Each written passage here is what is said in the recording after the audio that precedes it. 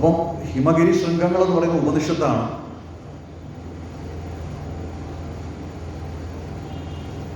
അതുകൊണ്ട് തന്നെ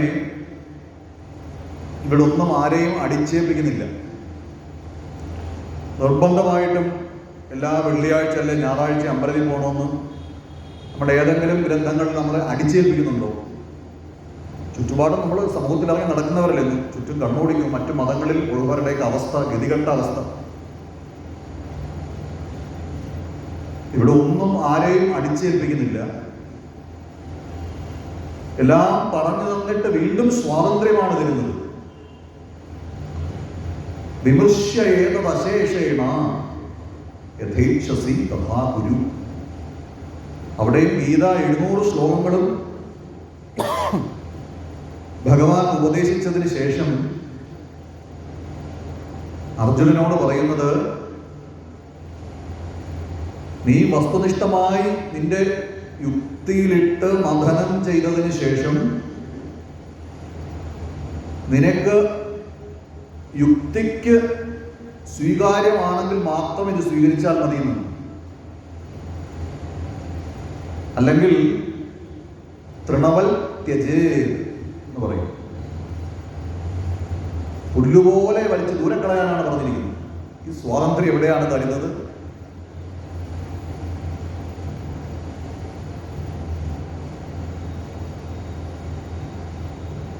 ബ്രഹ്മാവ് പറഞ്ഞാൽ പോലും സ്വീകരിക്കാൻ ഇവിടെ വിധിയില്ലെന്നാണ്. യുക്തിയുക്തം ഉപാദേയം വചനം ബാലകാദപി. യുക്തിയുക്തമായി ഏതെങ്കിലും ഒരു വിഷയത്തെ ഒരു കുട്ടി പറഞ്ഞാൽ പോലും അതിനെ സ്വീകരിക്കാൻ വിധിയുണ്ട്. മനസ്സിലായോ?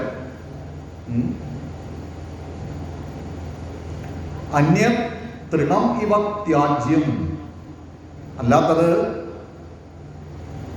അപ്യുക്തം പത്മജന്മന. ബ്രഹ്മാവ് പറഞ്ഞാൽ പോലും യുക്തിയില്ലെങ്കിൽ അതിനെ സ്വീകരിക്കണ്ട എന്നാണ് നമ്മളുടെ പ്രമാണം.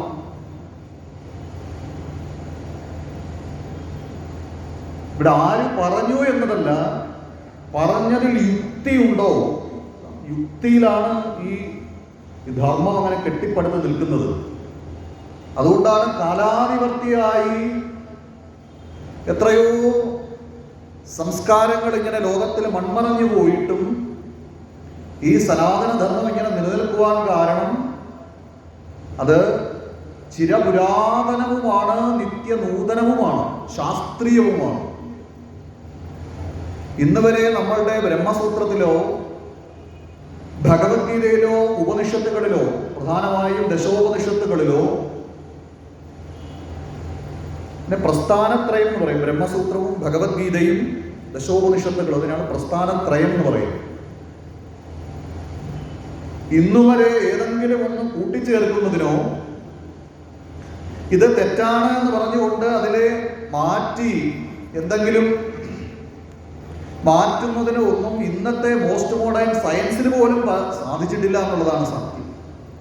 അവരും പഠനവിധേയമാണ്. ഇതെല്ലാം നമ്മളുടെ ഭാരതീയ തത്വചിന്ത മുഴുവൻ പഠനവിധേയമായിരിക്കുന്നത് വിദേശങ്ങളിലാണ്. അമേരിക്കയില്, മറ്റ് ഇതര വൈദേശിക രാഷ്ട്രങ്ങളിലൊക്കെ തന്നെയും നമ്മുടെ സംസ്കൃതിയെ അവർ പഠിച്ചുകൊണ്ട് ഇരിക്കുകയാണ്.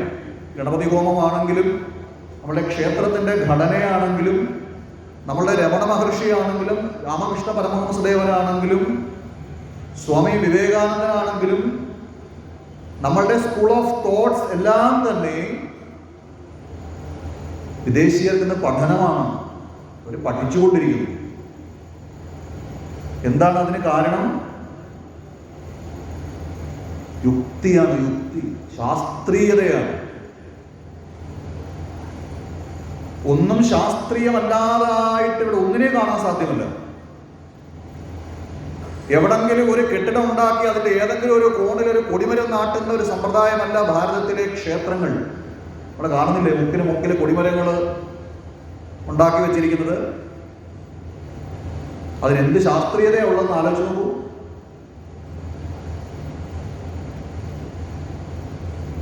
ഞാൻ പറയാതെ തന്നെ എന്താണെന്ന് നിങ്ങൾക്ക് മനസ്സിലായി കാണും അല്ലേ? ശരിയല്ലേ? നമ്മുടെ നിലവിളക്കൊക്കെ ഇപ്പോൾ ഇത് കത്തിക്കുന്നുണ്ട്, കുഴപ്പമില്ല. പക്ഷേ എത്ര കണ്ട് അനുകരിച്ചാലും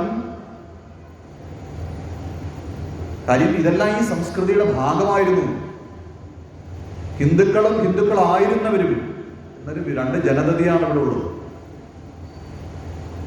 ഈ സനാതന ധർമ്മത്തിന്റെ ഭാഗമായിരുന്നവരാണ് പിന്നീട് കൺവേർഷൻ മൂലം നമ്മളുടെ ഇതിനകത്തുണ്ടായ ചില അപജയങ്ങൾ, നികൃഷ്ടമായ ജാതി ചിന്തകൾ നിമിത്തം, പിന്നെ മറ്റു പല കാരണങ്ങളുമുണ്ട്. പിന്നെ വൈദേശികന്മാരുടെ കടന്നുകയറ്റമൊക്കെ കൊണ്ട് ഇവിടെ കുറേ കുത്തിത്തിരിപ്പുമൊക്കെ നടത്തി കുറേ ആളുകൾ വേർതിരിഞ്ഞ് മറ്റു മതങ്ങളിലേക്ക് പോയിട്ടുണ്ട്. സത്യം തന്നെയാണ്. അത് അവിടുത്തെ കേമത്തരം കൊണ്ടൊന്നുമല്ല, നേരെ മറിച്ച് നമ്മളുടെ ചില പോരായ്മകൾ മൂലമാണ്. ഞാൻ പറഞ്ഞു വന്നത്, കാലാതിവർത്തിയായി സംസ്കൃതി ഇങ്ങനെ നിലനിൽക്കുവാൻ കാരണം, നമ്മുടെ ക്ഷേത്രങ്ങൾ ഇങ്ങനെ നിലനിൽക്കുവാൻ കാരണം ശാസ്ത്രീയമായിട്ടാണ് ഓരോന്നും നിർമ്മിച്ചിരിക്കുന്നത്. നമുക്കൊരു ക്ഷേത്രം നിർമ്മിക്കണമെങ്കിൽ അത് ഉത്തമമായ ഒരു തീർത്ഥസ്ഥലത്തായിരിക്കും ഒരു ക്ഷേത്രം നിർമ്മിക്കുന്നത്. അല്ലാതെ എവിടെങ്കിലും ഒരു 10 സെന്റ് വസ്തു കിട്ടി അവിടെ ഒരു കെട്ടിടം പണിഞ്ഞ് അതിൻ്റെ മുകളിലൊരു ഡോമും വെച്ചിരിക്കുന്ന പരിപാടി നമുക്കില്ല. നമ്മളെ സംബന്ധിച്ചിടത്തോളം നമുക്ക് ക്ഷേത്രം നിർമ്മിക്കുന്നതിനുള്ള സ്ഥലമെന്ന് പറഞ്ഞാൽ പോലും ആ സ്ഥലം ഏറ്റെടുക്കുക,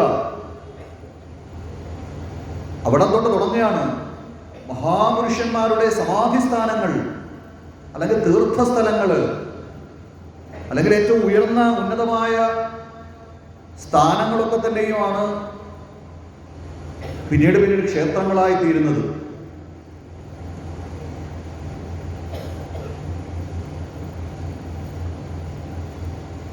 പിന്നെ അതിൻ്റെ ക്ഷേത്രത്തിൻ്റെ നിർമ്മാണം തൊട്ട് തുടങ്ങുകയാണ്. ഓരോന്നും വളരെ ശാസ്ത്രീയമായി ഗഹനമായി അനാദികാലം മുതൽക്ക് നമ്മുടെ ഋഷീശ്വരന്മാർ ചിട്ടപ്പെടുത്തി വെച്ചിരിക്കുന്ന തത്വസംഹിതകളെ സ്വീകരിച്ചുകൊണ്ടാണ് ക്ഷേത്രവും ക്ഷേത്രാരാധനയും. ആ ക്ഷേത്രങ്ങൾ തന്നെയാണ് നമ്മളുടെ സംസ്കാരത്തിന്റെ നെടുംതൂണായി നിലനിൽക്കുന്നത്. അതുകൊണ്ട് അദ്വൈത വേദാന്ത ആചാര്യന്മാരടക്കം, ശ്രീശങ്കര ഭഗവത്പാദരടക്കം ഭാരതത്തിലെ എല്ലാ സന്യാസ ശ്രേഷ്ഠന്മാരും ക്ഷേത്രാരാധനയിലൂടെയാണ് ആധ്യാത്മികതയെ വളർത്തിയത്. അതുകൊണ്ട് ഒരു ആഴ്ചയിൽ ഒരു ദിവസമെങ്കിലും നമ്മുടെ അടുത്തുള്ള ക്ഷേത്രത്തിൽ പോയി ദർശിക്കണം, ഭഗവാനെ വണങ്ങണം. അതിനും ഒരുപാട് ക്രമങ്ങൾ ആചാര്യന്മാർ പറയുന്നുണ്ട്. വീട്ടിൽ നിന്നും ഇറങ്ങി കഴിഞ്ഞാൽ നാമം ജപിച്ചുകൊണ്ട് വേണം. നമ്മൾ ഓരോ പ്രാവശ്യവും ക്ഷേത്ര ദർശനം നടത്തി കഴിയുമ്പോൾ നമ്മൾ സ്വയം പരിശോധന നടത്തണം. നമ്മൾ എന്ത് പരിവർത്തനമാണ് വന്നത്, നമ്മൾ എന്ത് മാറ്റമാണ് ഉണ്ടായത്. അല്ലാതെ വീട്ടിൽ ഇങ്ങനെ വർത്തമാനം പറഞ്ഞ് അമ്പലത്തിലും വന്നിരുന്ന്, വീട്ടിൽ തന്നെ പരിപാടി, അമ്പലത്തിലും വന്നിരുന്ന് നാട്ടുവർത്തമാനം പറയാനാണ് എന്തിനായി കഷ്ടപ്പെടുന്ന സമയം വെറുതെ മെനക്കെടുന്നു. അപ്പൊ അങ്ങനെ ക്ഷേത്രത്തിലേക്ക് വന്നാൽ അവിടെ പ്രദക്ഷിണം ചെയ്ത് തീർത്ഥവും പ്രസാദവും ഒക്കെ സേവിച്ച് അവിടെ ഇരുന്ന് കുറച്ചു നേരം ആ ഭഗവാന്റെ തിരുനാമം ജപിച്ച് ഏതെങ്കിലും ഒരു കോണിൽ പോയിരുന്ന് കുറച്ചു നേരം ആ ഈശ്വര ഭജനമൊക്കെ ചെയ്ത് മനസ്സിനെ ഏകാഗ്രമാക്കി അവിടെ ഒരു തന്മയീ ഭാവമാണ് നടക്കുന്നത്. ഭഗവാനും ഭക്തനും ഒന്നായി തീരുന്ന ഒരവസ്ഥയിലേക്ക് ആ സന്നിധിയിൽ നമ്മുടെ മനസ്സല്ലാതായി തീരും. അതിനു വേണ്ടിയിട്ടാണ് നമ്മുടെ മൂലസ്ഥാനത്ത്, പിറപ്പിടത്തിൽ, മനസ്സിൻ്റെ ആ മൂലസ്ഥാനത്തേക്ക് നമ്മളെ കൊണ്ടുചെന്നെത്തിക്കുന്ന ഒരു കേന്ദ്രം കൂടിയാണ് ക്ഷേത്രം എന്ന് പറയുന്നത്. അതുകൊണ്ട് തന്നെ മുക്തപുരുഷന്മാരായിരിക്കുന്നവർ ഒക്കെ തന്നെയും ക്ഷേത്രാരാധനയിലൂടെ നമ്മളുടെ തന്നെ ഉള്ളിലെ അന്തര്യാമിയാണ് വിഗ്രഹ രൂപത്തിൽ പ്രതിഷ്ഠിച്ചിരിക്കുന്നത് എന്നുള്ള തത്വം നമുക്കറിയാം, പഠിച്ചു കേട്ടിട്ടുണ്ടാവും. കലശങ്ങളിലൂടെയും ഒക്കെ ഒരു തന്ത്രി വര്യന്റെ ഉള്ളിലുള്ള ആ ആത്മചൈതന്യത്തെ ആണ് വിഗ്രഹത്തിലേക്ക് സന്നിവേശിപ്പിച്ചിരിക്കുന്നത്. അപ്പം ശരിക്കും നമ്മുടെ ഉള്ളിലുള്ള അന്തര്യാമയാണ്, നമ്മുടെ ഉള്ളിൽ പ്രകാശിക്കുന്ന ചൈതന്യത്തെ തന്നെയാണ് നമ്മൾ ക്ഷേത്രത്തിൽ വന്ന് തൊഴുന്നത്. അല്ല പുറത്ത് എവിടെയോ ഉള്ളൊരു വസ്തുവിനെ അല്ല.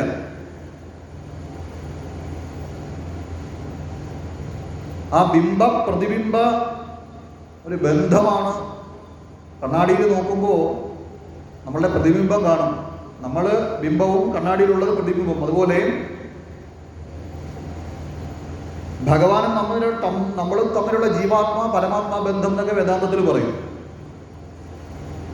അദ്ദേഹത്തിന്റെ തന്നെ അംശമാണ് മമൈവാംശോ ജീവലോകേ ജീവഭൂത സനാതന എന്നൊക്കെ ഭഗവത്ഗീതയിലും ഭഗവാൻ പറഞ്ഞിരിക്കുന്നു. അപ്പോ ധർമ്മം എന്ന് പറഞ്ഞതാണ് ഞാൻ തുടങ്ങിയത്. ഇതിനെ ഇങ്ങനെ നിലനിർത്തുന്നതാണ് ധർമ്മം എന്ന് പറയുന്നത്. ഒരു വ്യവസ്ഥ എല്ലാറ്റിനും ഉണ്ട്. നമുക്ക് പ്രപഞ്ചത്തിൽ ഒന്നാകെ നോക്കിക്കഴിഞ്ഞാൽ ആ വ്യവസ്ഥ നമുക്ക് നല്ലവണ്ണം അത് പരിപാലിച്ചുകൊണ്ടേയിരിക്കുന്നു. എവിടെ നോക്കിയാലും ധർമ്മം. അങ്ങനെ ധർമ്മം ആചരിക്കാത്ത ഒരാളെയും ധർമ്മം രക്ഷിക്കില്ല. നല്ലവണ്ണം മനസ്സിലാക്കിക്കോളുക. നിങ്ങളുടെ ജീവിതത്തിൽ ധർമ്മം അനുസരിച്ച് ജീവിച്ചില്ലെങ്കിൽ നിങ്ങളെ ധർമ്മം രക്ഷിക്കില്ല, ഒരിക്കലുമില്ല. കർണന്റെയൊക്കെ കഥ ഏതാണ് മഹാഭാരതത്തിൽ കാണാൻ സാധിക്കുന്നത്. അപ്പം ആരാണോ ധർമ്മത്തെ സംരക്ഷിക്കുന്നത്, സ്വജീവിതത്തിൽ ആചരിക്കുന്നത്, അവരെ മാത്രമേ ധർമ്മം രക്ഷിക്കൂ. അപ്പം ജഗത്തിന്റെ സ്ഥിതി കാരണമാണ്. ഇതിങ്ങനെ നിലനിൽക്കുന്നത് തന്നെ ധർമ്മത്തിലാണ്, ഒരു വ്യവസ്ഥയിലാണ്. പിന്നെയും ഉപനിഷത്ത് പറയുന്നത് പ്രാണിനാം സാക്ഷാത് അഭ്യുദയ നിശ്രേയസ ഹേതുഹു. അഭ്യുദയത്തിനും നിശ്രേയസത്തിനും ഏത് കാരണമായിരിക്കുന്നുവോ അതിനെയാണ് ധർമ്മം എന്ന് പറയുന്നത്. നിശ്രേയസം എന്ന് പറഞ്ഞാൽ മോക്ഷമാണ്. അപ്പൊ എന്താണ് മോക്ഷം? മുക്തി എന്ന് പറയും, മോചനം. അത് സ്വർഗത്തിൽ പോയി നേടിയെടുക്കേണ്ടതാണോ? നമ്മുടെ ഏതെങ്കിലും ഗ്രന്ഥത്തിൽ അങ്ങനെ കാണിക്കാൻ പറ്റുമോ? മരിച്ചിട്ട് സ്വർഗത്തിൽ പോയാണ് സുഖം അനുഭവിക്കുന്നത്. ഒരു ഗ്രന്ഥത്തിലും നമുക്ക് അങ്ങനെ ആചാര്യന്മാർ പറഞ്ഞു തന്നിട്ടില്ല. ഈ വിഡ്ഢി ചിന്താ പദ്ധതി നമുക്ക് ഗുരുനാഥന്മാർ പറഞ്ഞു തന്നിരിക്കുന്നത് ഇത് ചേതവേദീത്. നിങ്ങൾക്ക് ഇപ്പം ഇത് നിങ്ങൾ മനസ്സിലായിക്കോണം, ഈ ക്ഷണത്തിൽ പിടിക്കണം. മോക്ഷവും ഈ ക്ഷണത്തിൽ നേടിയെടുക്കണം എന്നാണ് പറയുക. അല്ലാതെ ചത്ത് കഴിഞ്ഞിട്ട് മോക്ഷം നേടാം പറഞ്ഞാൽ